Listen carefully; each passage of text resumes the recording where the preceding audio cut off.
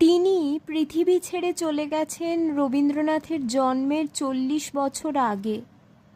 তিনি মানে স্বনামধন্য পাশ্চাত্য কবি জন কিটসের কথা বলছি।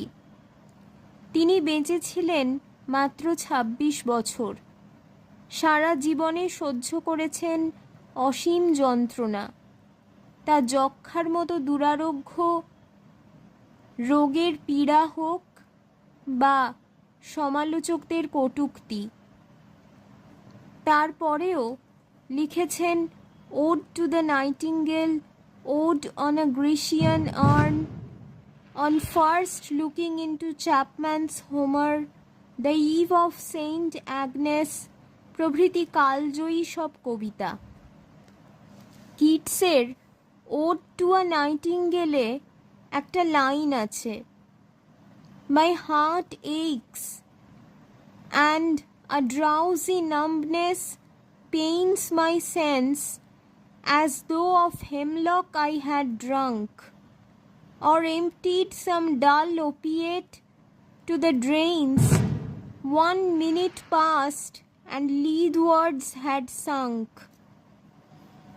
যার সঙ্গে রবীন্দ্রনাথের এই গানটি মিলে যায়, বেদনায় ভরে গিয়েছে পেয়ালা, নিও হে নিও, হৃদয় বিদারী হয়ে গেল ঢালা, পিও হে পিও, ভরা সে পাত্র তারে বুকে করে বেড়ানু বহিয়া সারা রাতি ধরে, লও তুলে লও আজি নিশি ভরে, প্রিয় হে প্রিয়, বাসনার রঙে লহরে লহরে রঙিন হলো, করুণ তোমার অরুণ অধরে তোলো হে তোলো, এ রং মিশাক তব নিঃশ্বাস, নবীন উষার পুষ্প সুবাস, এরই পরে তব আঁখির আভাস, দিও হে দিও, বেদনায় ভরে গিয়েছে পেয়ালা, নিও হে নিও।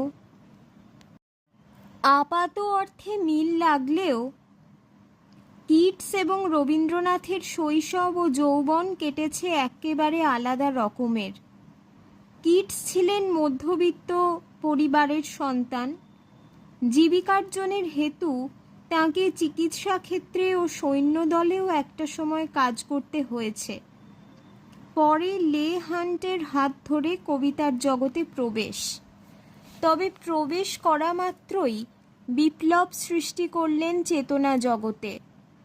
সেনসুয়াসনেস বা চিত্ররূপময়তার আবির্ভাব ঘটে তাঁর হাত ধরেই।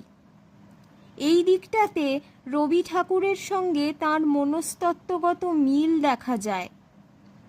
রবীন্দ্রনাথ যেমন সত্য, শিব ও সুন্দরের ধারণায় বিশ্বাসী ছিলেন, কিটসও তেমনি বলেছেন, what imagination seize as beauty must be truth. Rabindranath আজীবন যেমন উচ্চারণ করে গেছেন উপনিষদীয় মন্ত্র, আনন্দাধ্যেব খলবিমানি ভূতানি জায়ন্তে, কিটসও তেমনি বলেছেন, a thing of beauty is a joy for ever. বসন্তের এক সকালে নাইটিঙ্গেল পাখির গানে বিভোর হয়ে কিটস যেমন লিখেছিলেন, রবীন্দ্রনাথও তেমনি প্রকৃতির লাবণ্যময়ী রূপের মাঝে প্রত্যক্ষ করেছিলেন তন্বী শ্যামাং শিখরি দশনাং পক্কবিম্বাধরষ্ঠি। একটা উদাহরণ দিলে বিষয়টা স্পষ্ট হবে। Awake forever in a sweet unrest, still to hear her tender taken breath, and so live ever, or else swoon to death.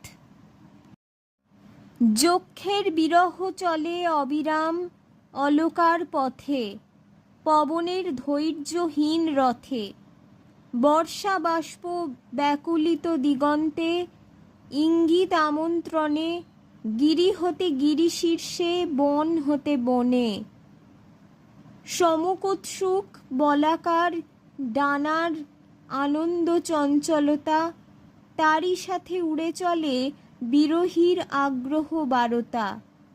চিরদূর স্বর্গপুরে ছায়াচ্ছন্ন বাদলের বক্ষদীর্ণ নিঃশ্বাসের সুরে নিবিড় ব্যথার সাথে পদে পদে পরম সুন্দর পথে পথে মেলে নিরন্তর। Hard melodies are sweet, but those unheard of are sweeter. Therefore, ye soft pipes, play on. যে গান হেথায় যায় না শোনা, সে গান যেথায় নিত্য বাজে, সেই নিঃশব্দ সঙ্গীত যা শোনা যায় অতলের সভা মাঝে। সেন্সুয়াসনেসের একরকম তুরীয় অবস্থায় পৌঁছলেই এমন উক্তি সম্ভব। Rich with a sprinkling of fair musk rose blooms, and such too is the grandeur of the dooms we have imagined for the mighty dead, an endless fountain of immortal drink pouring unto us from the heavens brink. নামে সন্ধ্যা তন্দ্রালসা, সোনার আঁচল খসা, হাতে দীপ শিখা, দিনের কল্লোল পর টানি দিল ঝিল্লি স্বর ঘন যবনিকা। ওপারের কালো কুলে কালি ঘনাইয়া তুলে নিশার কালিমা, গাঢ় সে তিমির তলে চক্ষু কোথা ডুবে চলে নাহি পায় সীমা। নয়ন পল্লব পরে স্বপ্ন জড়াইয়া ধরে থেমে যায় গান, ক্লান্তি টানে অঙ্গ মম প্রিয়ার মিনতি সম এখনো আহ্বান।